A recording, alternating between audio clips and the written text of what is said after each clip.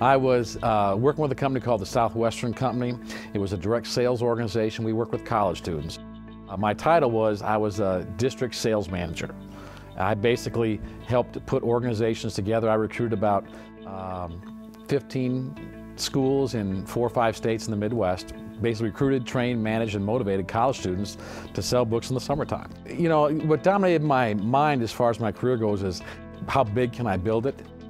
You know, you kind of fall into the trap that the world feeds us and Madison Avenue feeds us, and that is more, material, and I was definitely striving towards that. I remember one day I was leaving, I think it was a Monday. My wife was giving me a ride to the airport, and my 4-year-old son, Nick, was in the back seat, and he was crying and said, "Dad, you said you wouldn't go away again." With 4 kids and me being on the road, it was not my picture of what I think God meant for my life to be as a dad and as a husband. It was at that point we went to the halftime experience in Memphis. Bob Muzikowski was the guest speaker that weekend, and I'll just never forget it.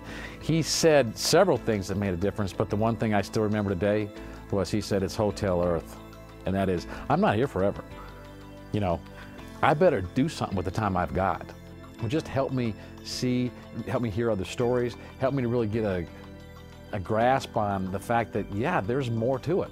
I'm not just retiring now. I'm 40 years old, and there's more to do. My halftime coach was Dick Giggy, and he ran the halftime experience here in Brentwood.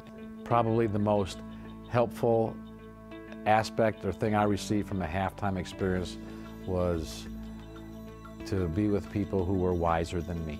And there was about 7 or 8 of us that would meet once a month, you know, for about 4 hours. Boy, was it helpful to have people around you who I could bounce ideas off. I founded Both Hands Foundation about 3 years ago. So we help families raise money for adoptions. And the way we do it is by organizing a work party that helps a widow. So far we've had 63 projects in 25 states, have raised over $600,000 and have blessed the socks off of 63 widows. And I believe there's, I'm losing track, but somewhere around 80 orphans who've been brought to their forever homes as a result of, you know, some of the money we've helped families raise. Helping people develop confidence and helping them develop skill sets that will help them be successful in life, I think is important, and it really fired me up to do that. But to bring a child home who's an orphan, to bring that joy into a family, boy, that's hard to beat. That's hard to beat.